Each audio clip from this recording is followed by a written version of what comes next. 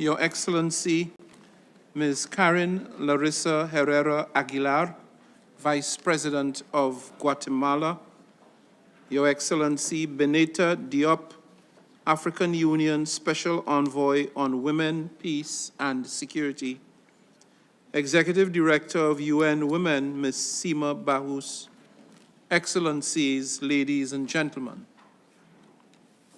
Thank you for joining this special event on closing the gender gap in education. I wish to thank my esteemed colleague, Ms. Sima Bahous, Executive Director of UN Women, and a tireless champion for the rights and empowerment of women and girls, for co-hosting today's event. We can all agree education is a transformative lever towards gender equality and poverty eradication. In fact, education is a formidable force for empowerment. As the African proverb goes, if you educate a man, you educate an individual. But if you educate a woman, you educate a nation.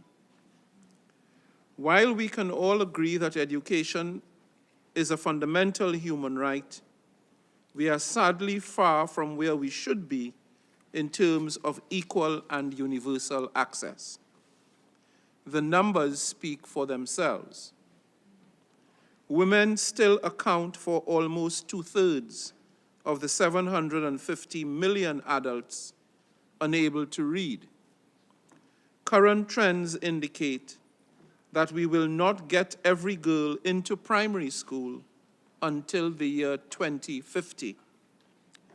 And it is the poorest girls in low-income countries who have the lowest education completion rate. Girls in conflict and humanitarian situations are nearly 2.5 times more likely to be out of school. And for the 35 million children around the world who have been forcibly displaced, nearly half are out of school. Excellencies, these undesirable trends are playing out in real time across the world. Right now, in Haiti, where during my visit in November last year, I was able to meet with young school children, the fright of gang violence and civil unrest is limiting access to education to only those in safe zones. In Gaza, none, I repeat, none of the 600,000 school-age children can go to school due to well-documented and widespread devastation. In the Sudan, an estimated 19 million children are out of school due to increased violence and insecurity. In Afghanistan, girls are outright banned from school beyond the 6th grade. And in Ukraine, students are amidst the 3rd year of disruption to education. Dear colleagues, these numbers are not just shocking, to say the least. The devastating impact on lives is both consequential and morally unacceptable. And the broader societal implications are vast and long-lasting. We are collectively denying ourselves better economies and stronger social systems due to our short-sighted unwillingness to empower half of our just as talented and sometimes more talented and able population. And this is not confined to conflict zones or to the least developed countries. For those girls who are fortunate enough to receive an education, gender stereotypes and archaic practices often limit their participation in the fields of science, technology, engineering, and math. Yet, these are the very disciplines where we can all agree that more innovators are needed, not less.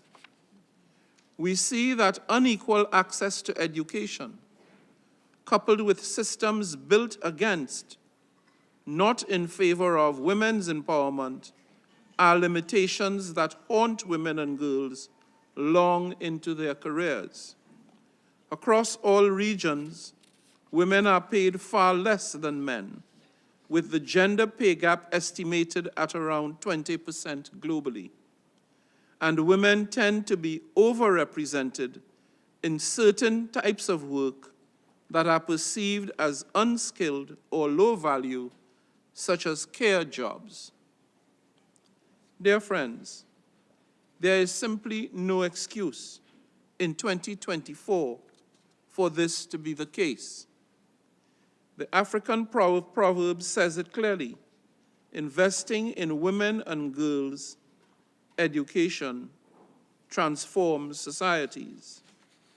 Education is an SDG accelerator that has the potential to jumpstart action on every one of the goals. But this progress starts, arguably, with equal and equitable access to quality education. This requires lifting all barriers, real and perceived, visible and invisible. It means ensuring safety and facilitating access. It means putting in place appropriate hygienic and sanitation facilities. It means closing the digital divide and leveraging the power of innovative technologies to enhance women and girls' skills and learning. And perhaps most important of all, it means changing the hearts and minds of the women and girls, men and boys who form the communities around them. This is all the more important if we want to end harmful stereotypes that are holding back women and girls in science, technology, engineering, and math, so-called STEM. Imagine the benefits of more astronauts, more cancer researchers, more nuclear physicists, and economists. The untapped potential is a goldmine of intellectual capacity waiting for us to wake up. Let us wait no more. Society simply cannot afford to. Excellencies, dear friends, it has been an honor to co-host and to be part of the opening of today's discussion. And I eagerly look forward to hearing from you and our esteemed invited guests and speakers. Before we offer you the floor, I am pleased to invite my co-host, Ms. Sima Bahous, the Executive Director of UN Women, to give additional opening remarks. Sima?